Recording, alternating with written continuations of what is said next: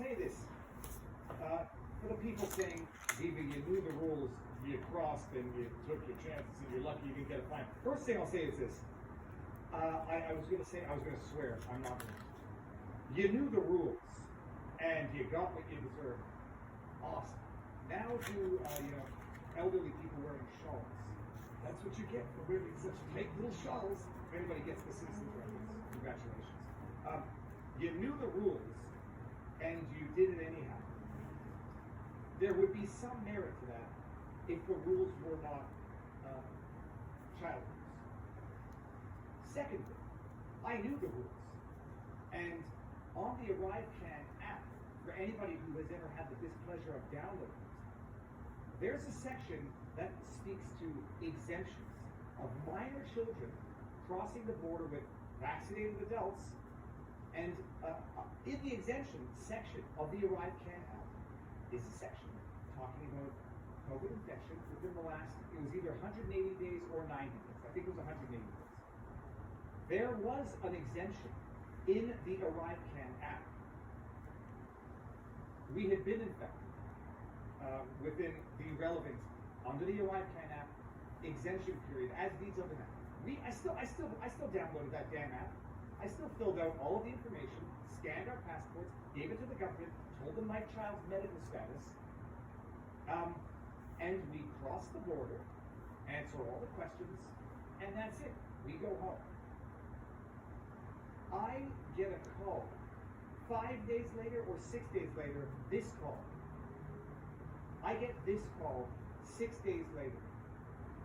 Someone telling me that I'm required by law to compel my 12-year-old kid to be in at least 14 days of quarantine. Not because she's sick, not because she's symptomatic, not because she tested positive, because we took the tests on both ends of this trip, but because she's unvaccinated. We took a test prior to leaving, negative. Prior to returning, negative. Did the exemption for prior infection within 180 days of a 12-year-old kid. I get a call 5 days upon arrival, 5 days upon return, from the government telling me that I have to quarantine a healthy 12-year-old kid simply because she's unvaccinated. And then I ask, the question that any lawyer would ask, any reasonable person, and maybe even any person. And I shouldn't say reasonable, because a lot of people would not ask this question because they feel scared, as did I.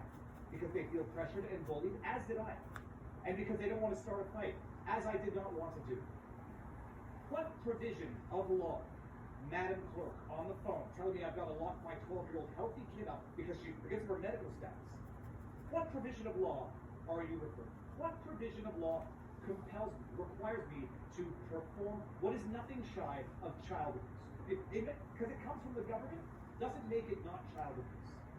What provision of law compels me to impose this government-imposed child abuse on my own kid? And we're going to walk through this one more time, because there's some interesting things here.